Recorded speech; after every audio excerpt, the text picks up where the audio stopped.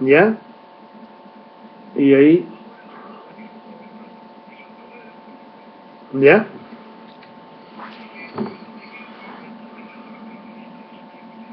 Ya, entonces me descuelgo contigo. Listo, muchas gracias, que estés bien, chao, adiós.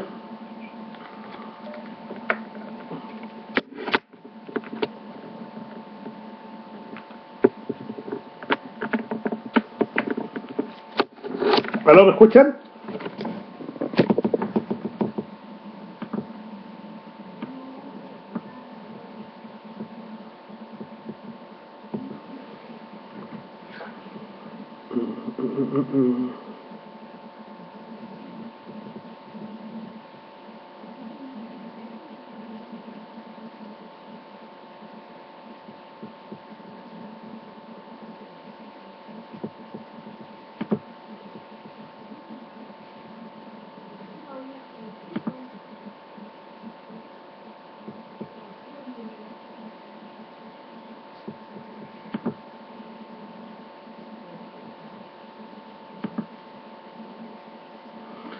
¿Me escuchan, estimados alumnos?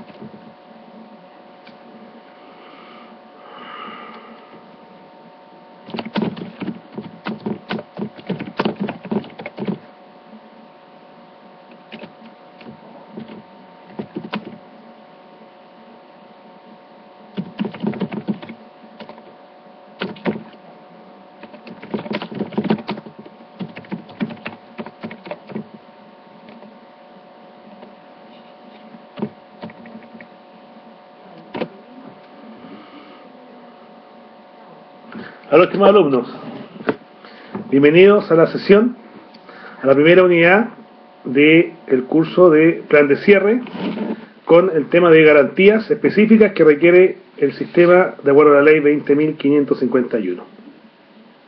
Buenas noches, don Víctor, buenas noches, don Raúl. Espero que estén bien, espero que hayan dedicado parte del tiempo a leer el material que les he ido subiendo.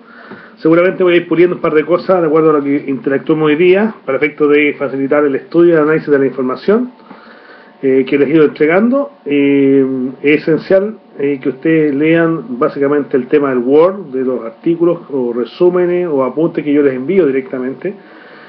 Más que utilizar PowerPoint, aquí implica un poquito de soltar la mano, hacer unos conocimientos un poquito mayores para efectos de análisis de las materias.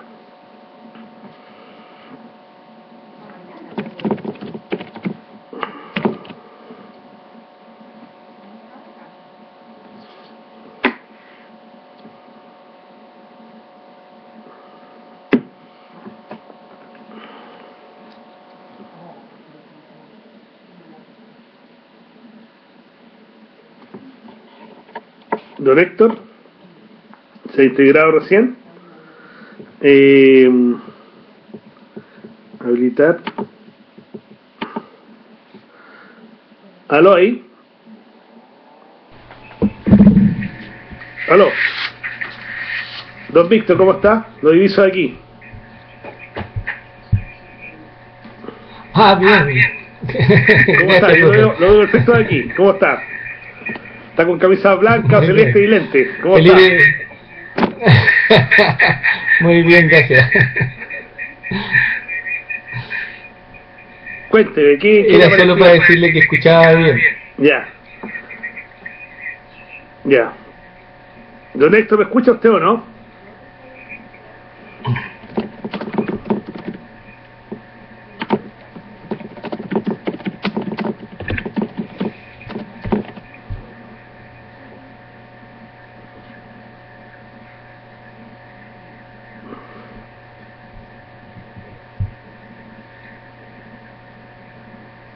¿Se escucha bien, don Víctor, o no?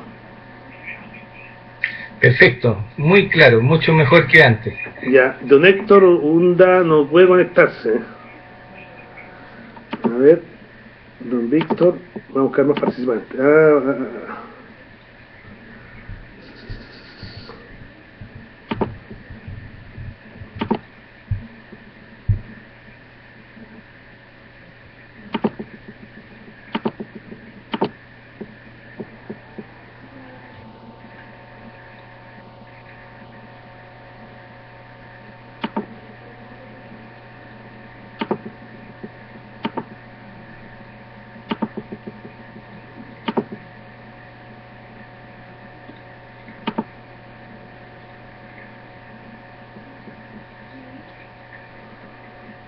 Y ahora,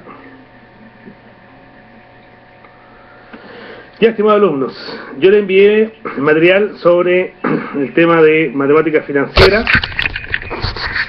para empezar a conocer un poquito el tema.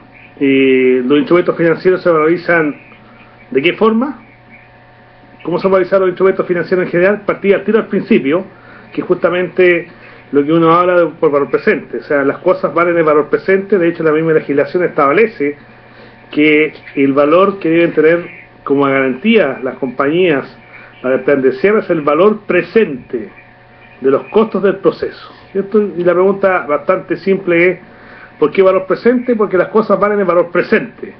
Yo calculo hoy día flujos en el tiempo, en el año 5, en el año 10, nos tengo que traer el tiempo cero, que es hoy día. Y para eso les hablé en la primera sesión de costo-oportunidad, y el costo-oportunidad es lo que yo sacrifico o pierdo por hacer algo. Y en el mercado de capitales, mercado financiero, ese costo-oportunidad se pone en dinero. Y cada vez que yo quiera postergar una decisión, que básicamente no quiero consumir hoy día y quiero consumir mañana, me pagan por eso. Y el que pide prestado hoy día, paga el costo-oportunidad del que dejó de consumir, paga tasa de interés. Y cuando todas las cosas valen el valor presente, se miden hoy día, flujos que van a ser pagados posteriormente en el tiempo. Y para eso tuve que hacer una pequeña introducción de lo que era un poco la instrucción de la economía, que son los principios económicos como tal, para efectos de generar procesos para el cálculo de las cosas. Don Héctor, ¿me escucha usted o no?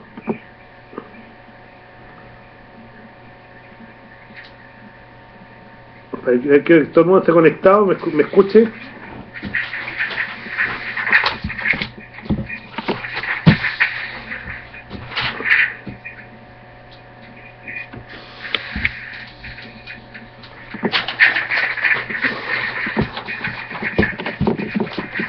¿Quién no está conectado? Lo veo a usted, don Víctor, solamente. Sí, y parece que me escucha también. ¿Y está soporte conectado también o no?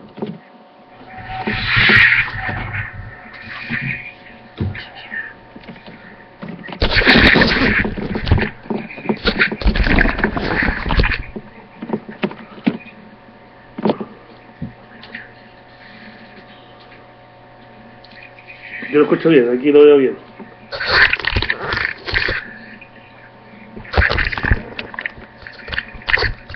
Voy a llamar a... Don Pedro, ¿usted me escucha o no? ¿Soporte? ¿Me escucha?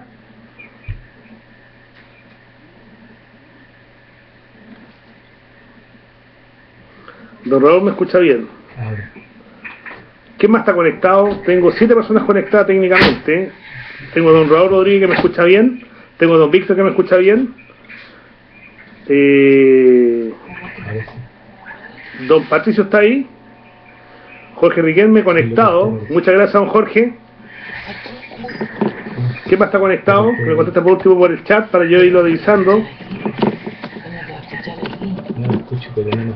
Elizabeth, ¿cómo está? Muy buenas noches. Ahí lo tengo. Ok, ya, estamos todos entonces. Entonces vuelvo a lo que acabo de hablar recién, que el costo de oportunidad es lo más importante de la primera sesión. Cada vez que yo tenga que sacrificar algo, de hecho, por ejemplo, ahora puede estar perfectamente, estaba de hecho una reunión de negocio, me vine antes, ya, y dejé a medio andar, y me vine, ¿verdad? Así que no pude continuar porque tiene un costo de oportunidad. Eso que lo que sacrifiqué por estar aquí ahora. Y en el mercado financiero ese costo de oportunidad, repito, se paga a través de la tasa de interés. ¿Y la tasa de interés qué es lo que es? Es el costo del valor del dinero, es el costo que la gente está dispuesta a pagar para que le presten dinero, y es el mismo costo que la gente está dispuesta a recibir por prestar dinero. Y ese concepto voy a hablar con soporte recién, voy a ver si está todo el mundo en línea. Me voy a disculpar un segundito solamente.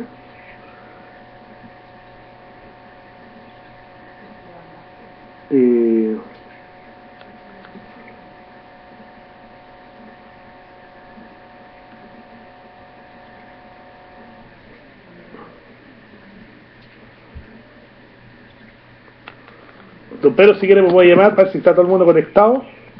Tengo a Jorge, a Elizabeth, a Patricio conectado. Don Raúl, me falta una sola persona que está aquí. Don Héctor, ¿está conectado, no? ¿Me escucha o no?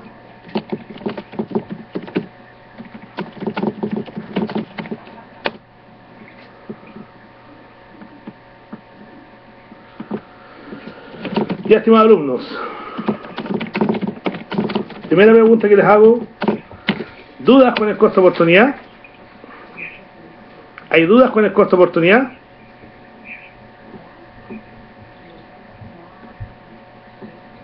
No por mi parte. ¿No, Víctor? ¿El resto?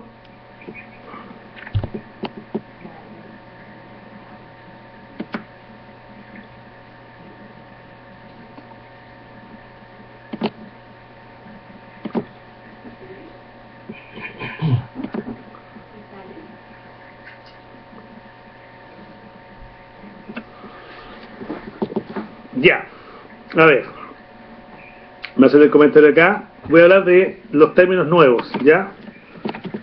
Voy a escribirlo con mayúscula para resaltar que son los términos que efectivamente para uno puede ser relevante, que es el costo de oportunidad. Y el costo de oportunidad es lo que yo dejo de hacer por cumplir una actividad. Cada uno de ustedes hoy día, y está conectado y me está escuchando, dejaron de ver las noticias. A lo mejor no alcanzaron a ver los efectos del tsunami o el efecto del terremoto que hubo en Costa Rica. ¿Y por qué? Porque están en esta clase. Por lo tanto, el costo de oportunidad es lo que sacrifico por lograr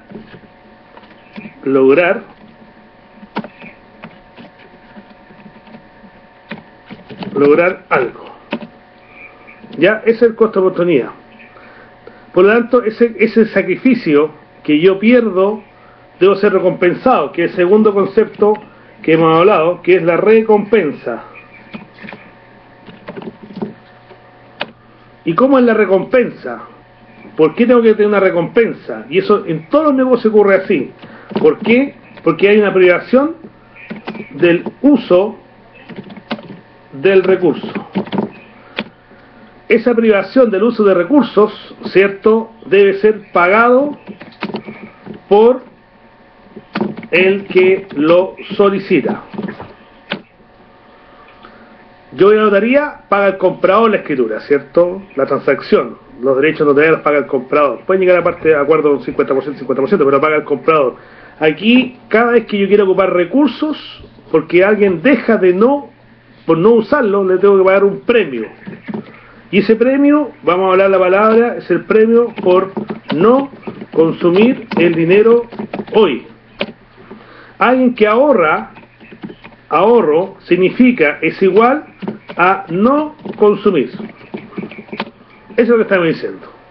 Por lo tanto, el ahorro tiene que recibir un premio por el sacrificio.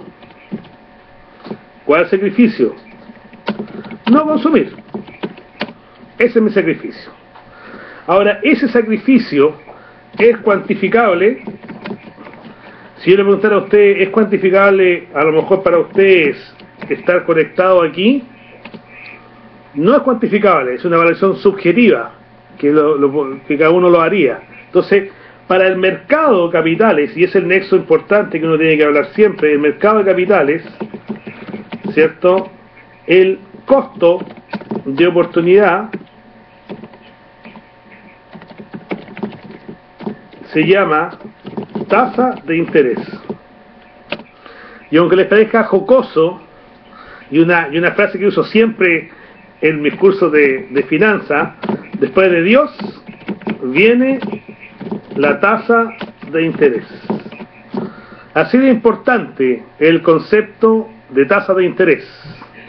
Y gracias a que existe la tasa de interés, entonces esto trae transacciones en las bolsas.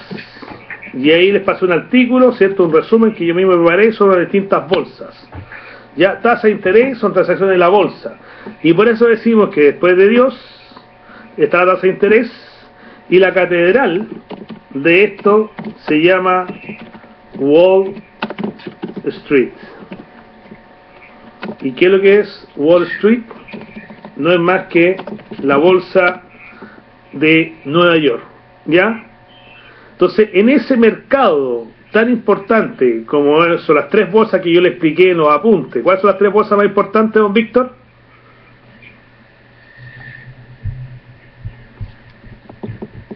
¿Se acuerda o no? ¿La bolsa más importante? La de Tokio. La de Tokio. Nueva York. Y la de Londres. Y la de Londres, son las tres, ¿cierto? La más importante técnicamente es la por el volumen transado, la de Nueva York. Luego viene la de Londres y finalmente la de Tokio. Y eso hace que el dinero circule, por eso está el refrán, money never sleep. El dinero nunca duerme, porque pasa, ¿cierto?, la bolsa de Tokio, sigue a la bolsa de Hong Kong, ¿cierto?, sigue a la bolsa de Bahrein, estoy hablando de la importancia de las bolsas, ¿ya? Luego ahí va a la bolsa de Frankfurt, Londres, llega a Nueva York y da la vuelta a continuación. El dinero siempre se está moviendo. Y por eso ustedes seguramente han escuchado algunos fondos mutuos, por ejemplo, si yo quiero invertir dinero, oye, en el muy corto plazo, overnight deposit, depósitos sobre la noche, y son depósitos que prestan técnicamente los bancos en la noche a los otros bancos que van amaneciendo, ¿ya? Son depósitos de la noche. Por lo tanto, tasa de interés para nosotros conceptualmente es tasa de interés, es el premio por ahorrar, es el precio que se cobra por usar el dinero, aunque Aristóteles dijo que era usura cobrar, pero aquí el mercado cobra por usar el dinero. ¿Y por qué cobra el mercado? Porque hay alguien que lo está prestando y cobra, no es más que eso. Entonces el mercado no es más que un intermediario entre quienes, entre los que están ofertando el dinero, que los que ahorran, y que aquellos quienes necesitan el dinero. La pregunta es, ¿por qué, cierto, pagan los que desean el dinero? Porque está claro que los que van a ahorrar en la medida que les paguen un premio, el premio por no consumir el dinero. Pero la pregunta es, ¿por qué pagan el dinero los que quieren ocupar el dinero? ¿Por qué? ¿Algún comentario de alguien en el chat por último? ¿Por qué están dispuestos las personas o las empresas, las instituciones a pagar por usar el dinero? ¿Por qué?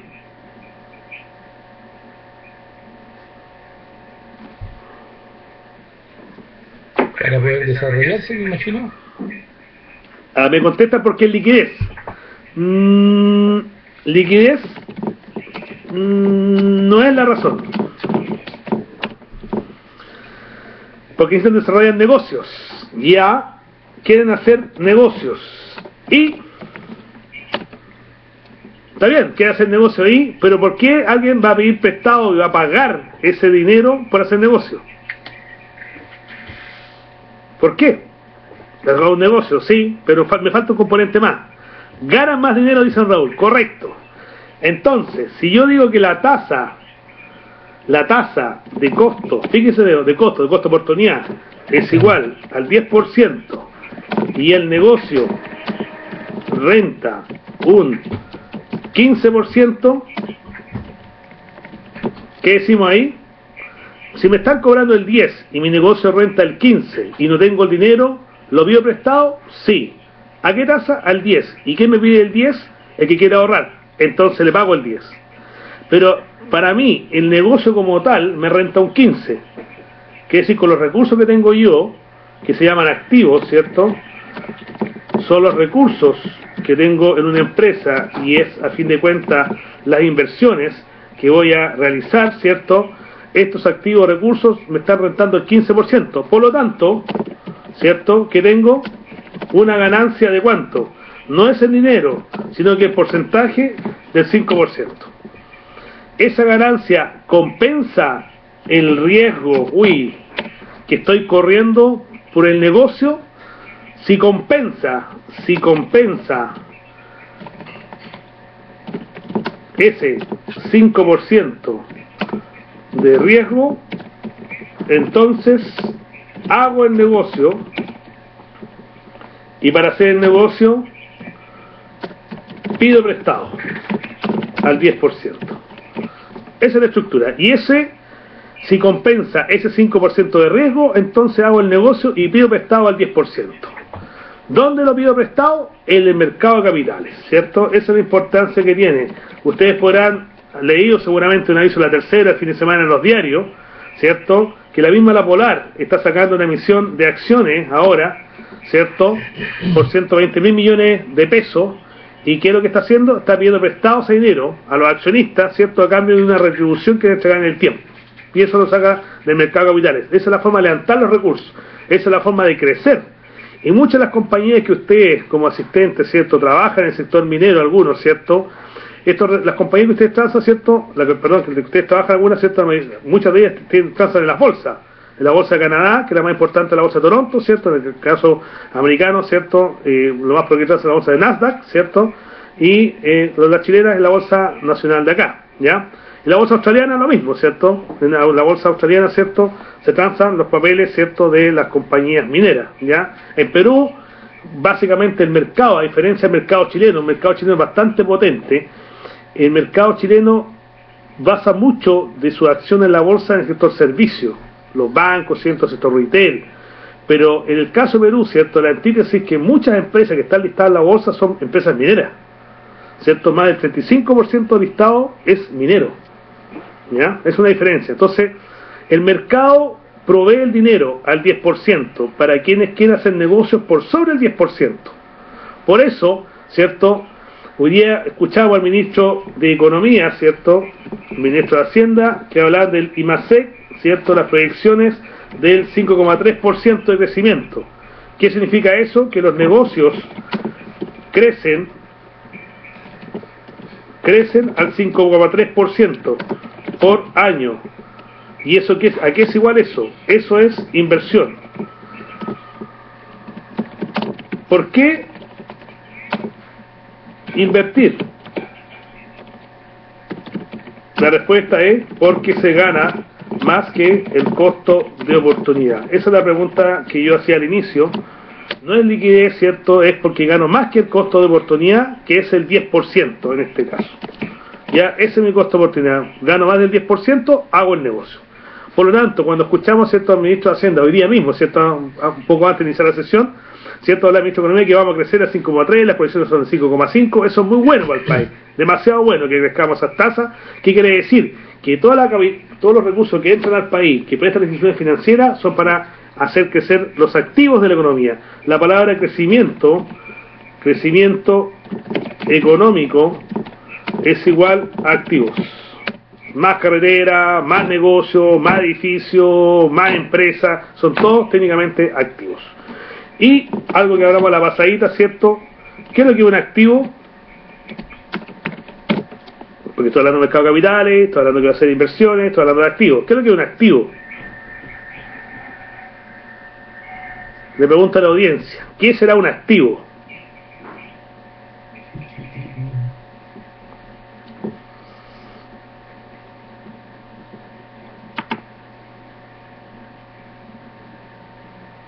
Bienes materiales, ya. Don Raúl me dice que son bienes materiales, está bien. Jorge, dígame, bienes transables en el mercado, ya. Los bienes materiales de una empresa. Pero, don Raúl, supongamos que los dos formamos una empresa que se llama Rodríguez y Olivares, asociados, ¿ya? Y el activo de esa empresa es la mesa que compramos y el computador, porque la oficina la arrendamos. Yo pierdo. ¿Por qué? ¿Por qué pierde don Raúl? ¿Por qué va a perder si se asocia conmigo? No va a perder. ¿Ya? Si nos asociamos con don Raúl, una concesión minera, ya, bien. Si formamos una empresa con don Raúl Rodríguez y Olivares asociados, el activo es la mesa y el computador, y la oficina la arrendamos. Y cada uno funciona con su celular. Por lo tanto, la empresa lo único que tiene es una mesa y un computador. Ese es el activo de Rodríguez y Olivares, la mesa y el computador.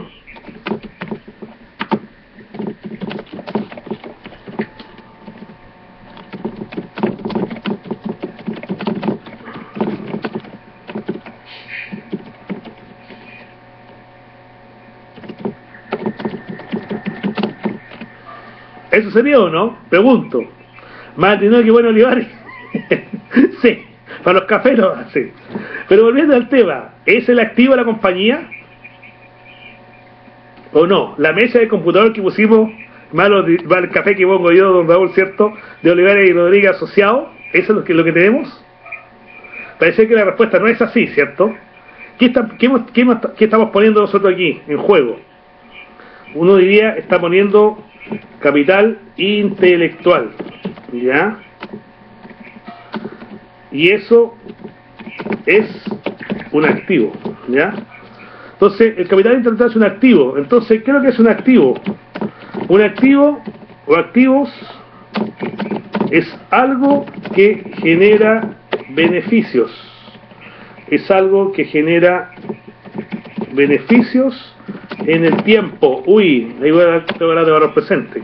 Es algo que genera beneficios en el tiempo. O sea, Rodríguez y Olivares ¿generan flujo? Sí, pero con la mesa de computador no. La mesa de computador es un medio. ¿Y cuál es el activo de Olivares y Rodríguez? El capital intelectual. Los contactos que tenemos, ¿cierto? La red de clientes que podemos lograr y la expertise que tenemos cada uno de nuestras especialidades que podemos potenciar el negocio por el cual nos juntamos. Y técnicamente nos juntamos. ¿Por qué nos juntamos con don Raúl para hacer este negocio? Porque el costo de oportunidad de asociarnos es menor, que hacerlo de forma individual seguramente.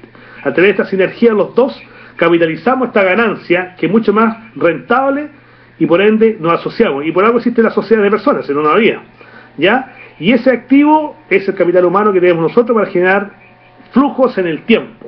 ¿Ya? Los activos generan flujos.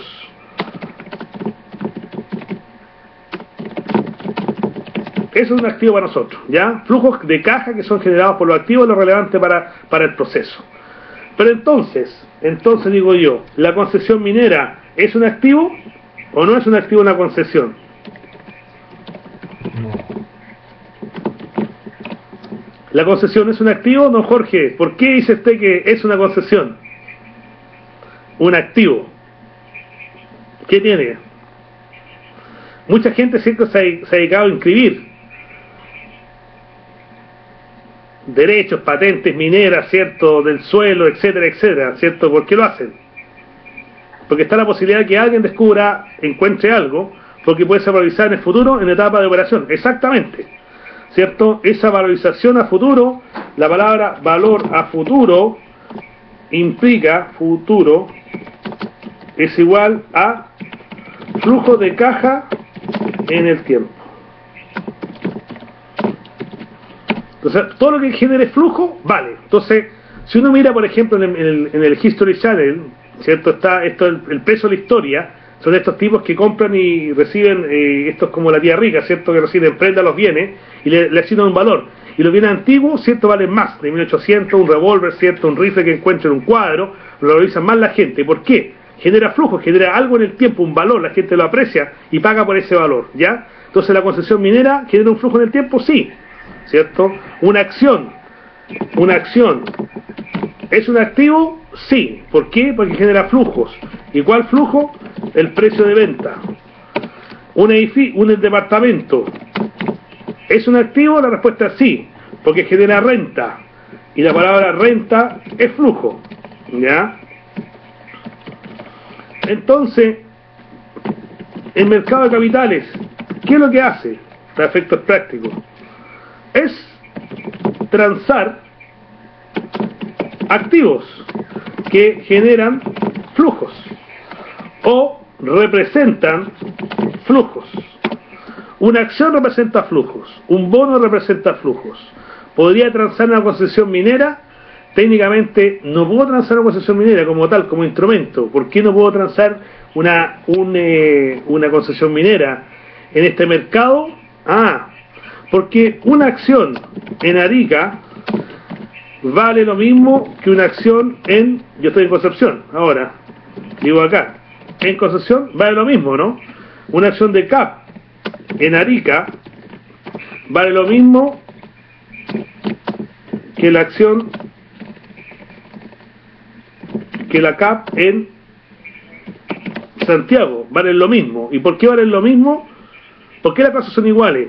Porque una retroexcavadora que tiene don Jorge no es igual a la retro que tiene José.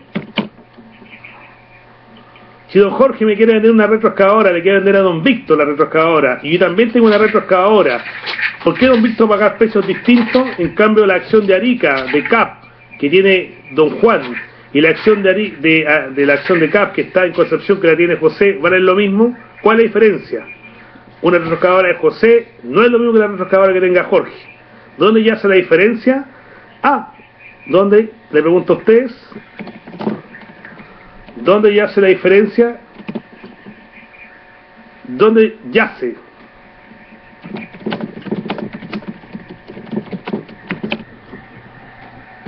Entre una retroexcavadora y una acción. Don Víctor, lo escuchamos. Son distintos, don Pato, sí, son distintos. ¿Pero qué es distinto? ¿Cuál es la diferencia? A ver, algo simple. Si yo, fíjense lo que voy a hacer aquí. Tengo aquí, yo lo puse en una clase, ¿no? Voy a ponerlo aquí. Se lo puse aquí. Se lo puse en una clase. Esta es una acción de CAP. Y voy a escribirle aquí. Tengo una acción de CAP y la hago así y la estiro de nuevo. ¿Qué tengo aquí? Tengo una acción de CAP, ¿o no? Si tengo una acción de CAP y si la acción de CAP está enterita, ¿vale lo mismo que la acción de CAP que está doblada o no? Don Víctor, le pregunto, la acción de CAP que está enterita aquí, mire, tengo una acción de CAP a 19.000 pesos. Y tengo esta acción de CAP también, que la acabo de estirar ahora, que la arrugué. Se la venden 19.000. ¿Vale lo mismo las dos acciones de CAP o no? ¿Verdad lo mismo? Don Pato dice que sí, y don Víctor dice que sí. Yo también. ¿Por qué? Porque está respaldada. Porque estamos hablando de que estamos vendiendo derechos. Lo que tengo acá no es una acción, es un papel, que puedo mover así, que hizo una acción de CAP, pero a fin de cuentas vende un derecho, vende un intangible. ¿Ya? En las películas de Misión Imposible, en las películas donde hay traficantes, ¿cierto? Donde se transa de armas, etcétera, los pagos son en maleta, en dinero o en bonos. ¿Se acuerdan de Misión Imposible que se doblan los bonos y se lo mete en la ropa? Cuando van en el helicóptero y todo el tema. Entonces, o la película esta de Duro de Matar, cuando rompen Bruce Willis, ¿cierto? Está en el edificio Nakatomi y están estos alemanes que raptan a la gente y lo único que quieren es robarse los bonos son al portador. Los instrumentos financieros que están en la ley, algunos de ellos son al portador, el que lo tiene lo cobra. ¿Pero por qué? Es porque son derechos, y está doblado, no importa, es un derecho igual, ¿ya? Y vale por lo que genera. En cambio la retroexcavadora, si está chocada, golpeada, vale lo mismo, ¿no? No vale lo mismo, porque el activo, vamos a decir el concepto, es un activo real. Las acciones son activos financieros, igual que los bonos, y son derechos. Todos los instrumentos financieros son derechos que se están transando. ¿Derecho aquí a recibir un flujo? ¿Qué se transa en una acción de CAP? Se transa a recibir dividendos de CAP. Eso es lo que se transa. Cuando transo una retroexcavadora, fíjense, les voy a explicar algo que quizá a Jorge le va a costar entender a la primera. Una retroexcavadora vale, el valor de una retroexcavadora vale. ¿Por qué vale? Me explico en otras palabras. Yo soy ingeniero comercial y me compro una retroexcavadora. Y ustedes son ingenieros civiles, ¿cierto? Mecánicos, y que compran retroexcavadora. Y yo también quiero comprar una retroexcavadora. ¿Quién está dispuesto a pagar más por la retroexcavadora? ¿Un ingeniero, hablemos un comercial, o un mecánico, o un ingeniero mecánico? ¿Quién paga más por la retroexcavadora? ¿Un ingeniero comercial o un ingeniero mecánico?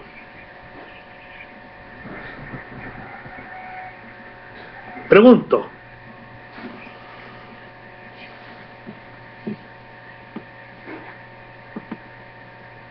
Señora Elizabeth, ¿no leíste escribir algo aquí? Estoy revisando acá. Elizabeth, cuéntenos usted. ¿Quién paga más?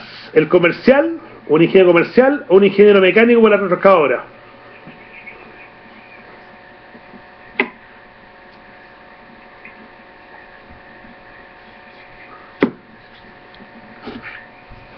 ¿Ayudé, Elizabeth?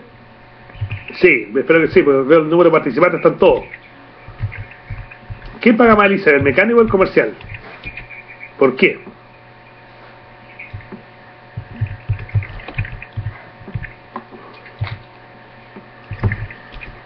Don Pato, usted me dice que el mecánico, ¿por qué paga el mecánico más que el ingeniero comercial por la retroexcavadora? Mientras usted nos escribe, les voy contando, ¿cierto? Cuando uno va a un remate y uno mira la adquisición de maquinaria, por ejemplo, dice, esta maquinaria, una retroexcavadora ha pagado 50 millones de pesos, no más. Y alguien la compra en 55, la compra en 60, y dice, no, están locos, están perdidos. Y uno dice, ¿están perdidos de verdad? ¿De qué depende que hayan pagado más estas personas en un remate que uno? Uno está dispuesto a pagar más, no, más de 50 no pago, pero alguien pagó 60. ¿Cuál es la diferencia? La diferencia está en que los activos reales dependen, o mejor dicho, voy a escribir de nuevo, los flujos del activo real depende de quien administre el activo real. Por lo tanto, un ingeniero comercial, señorita Elizabeth, le da menos uso, como usted acaba de vender uso, ¿cierto? Yo tengo menos alternativas con una retroexcavadora que un ingeniero mecánico. Un ingeniero mecánico sabe dónde la puede poner, sabe cómo le saca mejor provecho que yo. Yo no tengo idea, si quedo en pana no sé qué voy a hacer con ella. El mecánico sabe lo que tiene que hacer. Por lo tanto, yo estoy dispuesto a pagar mucho menos. ¿Por qué? Porque tengo menos ¿qué? Menos habilidades para hacer funcionar el activo real. Esa es la razón técnica. Por eso, estimado alumno, algunos de ustedes aquí cuando nos veamos en la clase, ¿cierto? Así, oye, profesor, podemos hacer un negocio. ¿Cuál negocio? Mire, estoy en la zona de Antofagasta y hay un boom inmobiliario. Nos dedicamos a construir unas casas. ¿Y qué es lo que usted? Yo soy ingeniero metalúrgico. Ya. ¿Y yo soy ingeniero comercial? ¿Estamos listos? No. El banco nos va a decir que no. ¿Y por qué no nos va a prestar la plata el banco? Una respuesta muy simple. Ni el ingeniero metalúrgico ni el ingeniero comercial saben de construcciones. No saben de metros cuadrados construidos, de terminaciones, de cocinas, de baños, no tienen idea. Por lo tanto, el riesgo de meterse en un negocio que no sepan, que no conozcan, es tremendo. Fíjense la palabra que estamos usando hoy día también. Estamos hablando de riesgo. ¿Y cuál es el riesgo? Que lo que usted está escribiendo en el papel, los planos que usted está presentando, el flujo en Excel que me está diciendo que va a generar el negocio, no lo va a generar. Y por lo tanto, no le va a prestar la plata. Y por lo tanto el negocio no prospera. Por eso la gente se cae en los negocios. Hay un tema de riesgo natural por los activos, ¿cierto? Se ha caído la economía, ¿cierto? Cambiar las condiciones de mercado, por otro lado, etcétera. Pero hay un tema adicional. Oye, metamos este negocio, a este le ha ido bien, pero la habilidad es de nosotros transferibles. ¿Qué ocurre con las empresas familiares? Que es el caso más concreto. ¿Qué pasa con las empresas familiares? Cuando el fundador crea la empresa, tiene el talento él es capaz de hacer producir la empresa, y luego viene la segunda generación, y el negocio muere en la tercera generación. Menos del 15% pasa a la tercera generación, menos del 15%. ¿Y por qué? Porque la habilidad de hacer producir el activo la tiene la persona que administra el activo. Veamos caso concreto. Y algunos van a decir, uy, a lo mejor me meto la pata a los caballos. Cementos Bio Bio. ¿Qué pasó con Cementos Bio Bio? De la familia Briones. Don Hernán Briones, ¿cierto? Fundó la empresa, sacó la empresa adelante. ¿Qué pasó a continuación? Falleció Hernán Briones. ¿Y qué pasó con la empresa? Los hijos vendieron los bosques de Bio Bio. Vendieron los bosques Bio Bio.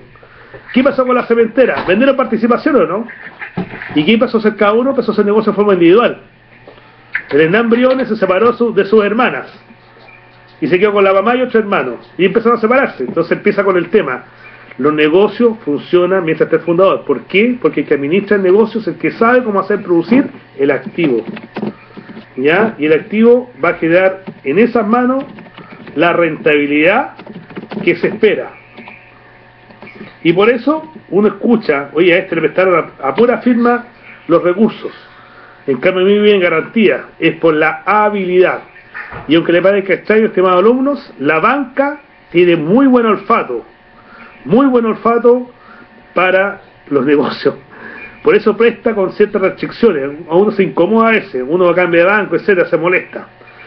Hay un solo banco que no le prestó un peso a un negocio que todo el mundo decía apostemos, a los salmones. Un solo banco no prestó plata. ¿Alguien?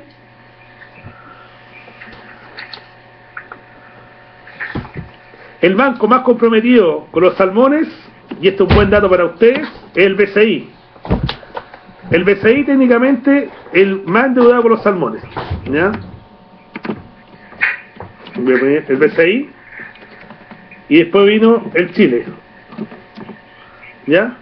El único banco que no está endeudado con los salmones es el Scotiabank. ¿Y por qué razón el Scotiabank no está endeudado con los salmones?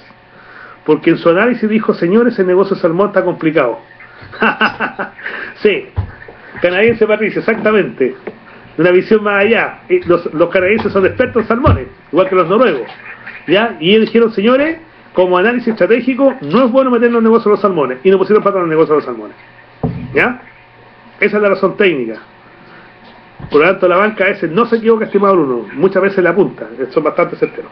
Entonces, lo que hemos visto hoy día, hasta este minuto, es costo-oportunidad. Y por favor, corríjame si queda poco claro. Vimos de tasa de interés. Hablamos de lo más importante, mercado de capitales. Lo más importante que existe, curioso, aunque les parezca extraño.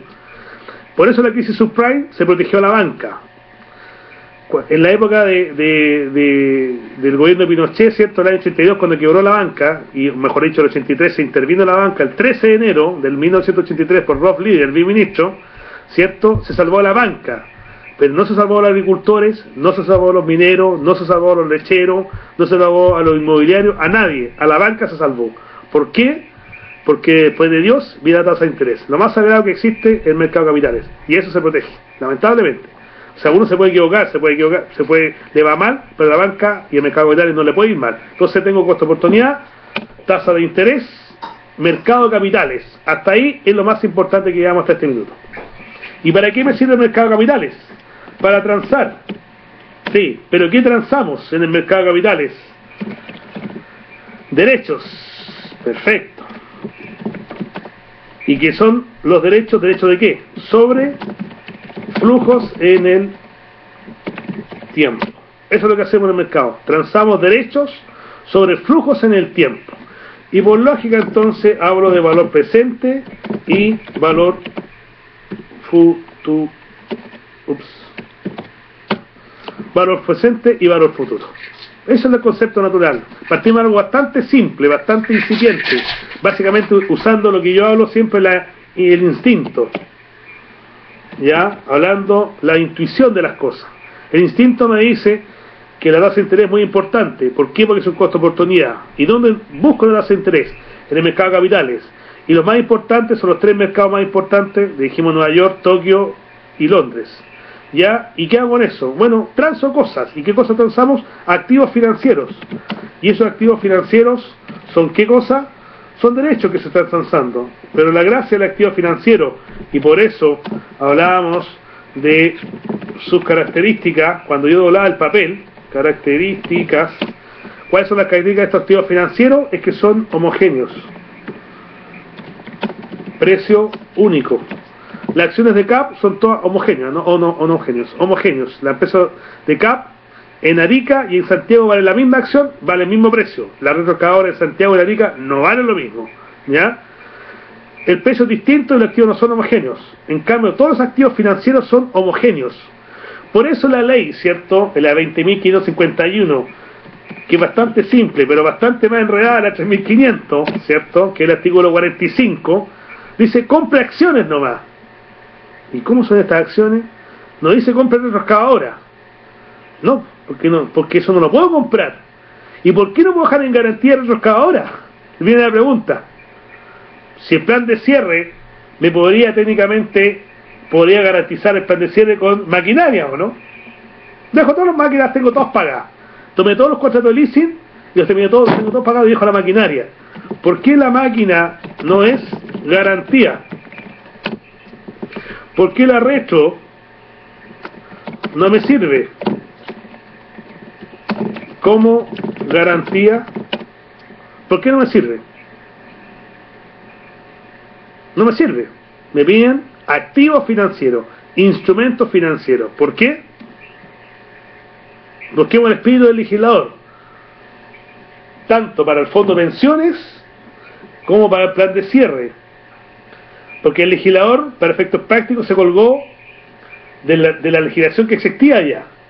El plan de cierre se cuelga de la 3.500, que es la ley de fondo de pensiones, ¿ya? Creada en mayo de 1980.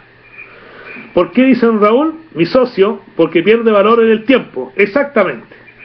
Pero supongamos que garantizo el cierre con máquinas nuevas. Por lo tanto, no pierde valor don Raúl. Elizabeth, depreciación, no tengo depreciación tampoco. Van a quedar obsoletas. Ya. Cambio de tecnología. Ya. Quiero una palabra más fuerte todavía. Se fueron por el lado muy técnico, muy ingenieril. Está bien. Depreciación, obsolescencia, tecnología. ¿Qué más? ¿Qué más? Recordemos que la ley no habla de acciones CAP, no habla de acciones COPEC, acciones.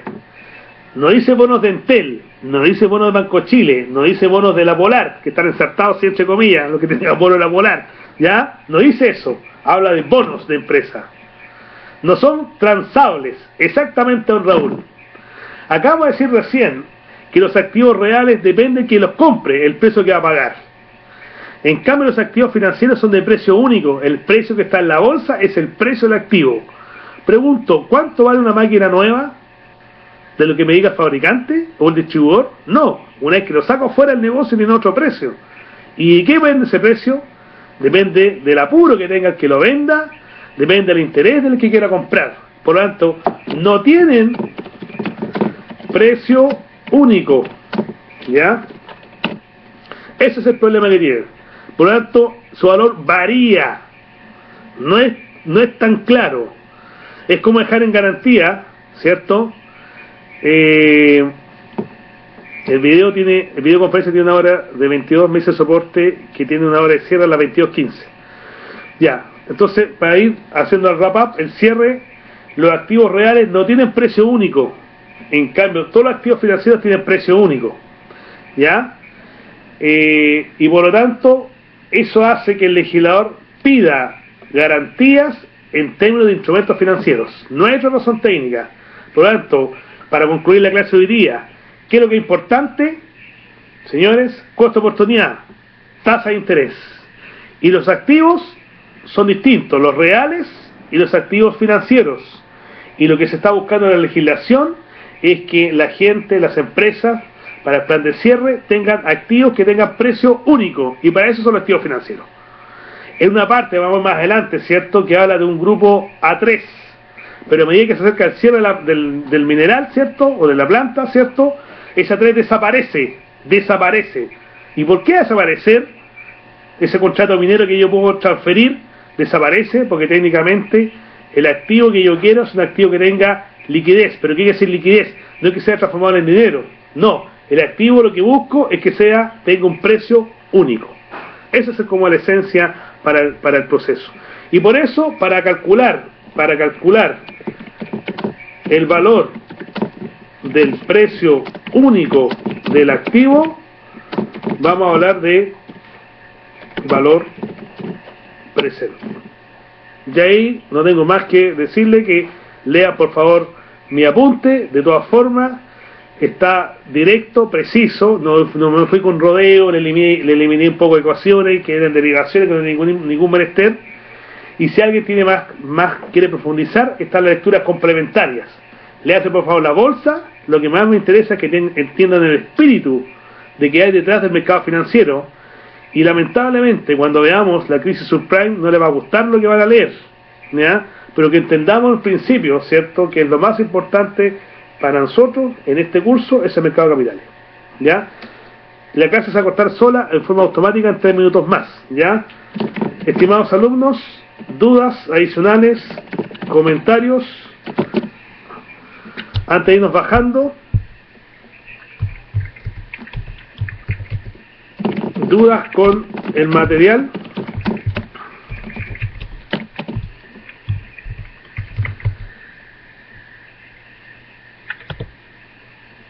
Buenas noches, Elizabeth, que esté. Muchas gracias, don Víctor, muchas gracias.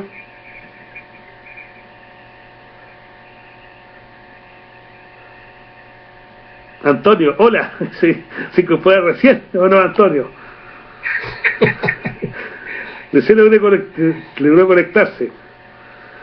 Bueno, cualquier cosa me escriben, no sé si tiene mi correo usted, lo puse en las láminas, mi correo. Don Antonio, si es caso que tenga duda, ahora falló el computador, qué lástima. Si tiene duda, que me escribe nomás, me hace un comentario, total nos vamos a ver igual, pero para que usted me interese que vayan leyendo. Ayer hay mucho de trabajo personal en este proceso que me interesaría que sea relevante. ¿Cuál es el punto central, Jorge? El de las bolsas de valores y el de valor presente. Esa es la esencia de esta primera sesión. Son los dos puntos relevantes. Bolsa de valores, que está resumido que son 3 páginas y media, y el de apunte de matemática financiera, que es valor presente, que son alrededor de 8 páginas. No es más que eso, preciso y simple. ¿Ya? El video va a ser subido a la plataforma, me dice el agente de soporte técnico. ¿Ya? Espero que le haya gustado, don Jorge, entonces. Y mi socio, señor Rodríguez, igual. Muchas gracias por todo. Y bueno, no hay más dudas. Muy claro, muy clarito el profesor me dice. Muchas gracias, don Patricio. ¿Ya? A ver si les mando en la próxima sesión, les mando antes un punteíto chiquitito a lo mejor, pero me interesa un poco tener el feedback o el feeling de usted con respecto a lo que van leyendo y con respecto al material. Esta primera sesión es básicamente introductoria, que entiendan bien la lógica que hay detrás. Por eso los pasé como entre la economía y la finanza y la ley al tiro, cosa que entiendan hacia dónde voy a empezar a abrir ahora a continuación el programa, y que está en cada una de las sesiones que he descrito y el material que le he subido. ¿Ya? Nos quedan 30 segundos. ¿Alguna duda adicional? ¿Comentarios para la próxima sesión?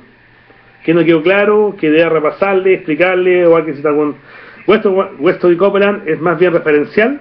Antonio, si tú quieres leerlo bien en detalle, es bastante útil. Pero yo te recomiendo que leas primero lo que es la bolsa que entienda por qué existe el mercado de capitales y el apunte de valor presente. Estos están todos en Word, que yo mismo lo redacté, ¿ya? Lo mismo lo armé, hice un resumen de esto y es más simple. El Weston es un poquito más complicado, ¿cierto? Y requiere más tiempo. Leyó ya, perfecto. Si don Antonio, si ya le leyó bien el tema de la bolsa valor presente, entonces Weston y Cooperan, claramente, por eso lo incluyo en el material complementario. De todas formas, Weston es un poquito complicado, pero es fácil de leer, sí. Hay que irse deteniendo en el proceso, mirándolo con cierta pauta, con cierta letargo algunas páginas para poder avanzar, y requiere tener sí o sí calculadora en mano. Ya, esa es la gracia del tema. Si alguien se quiere comprar una calculadora financiera, ¿cierto? Si quiere dedicarse al tema, ¿cierto? Es un tema que se me olvidó ponerle. La HP 10B Business número 2. Es una buena calculadora financiera. ¿Ya? Eso resume los cálculos que vamos a realizar en matemáticas financieras. Es una calculadora que cuesta como 30.000 pesos, que serviría. ¿Ya?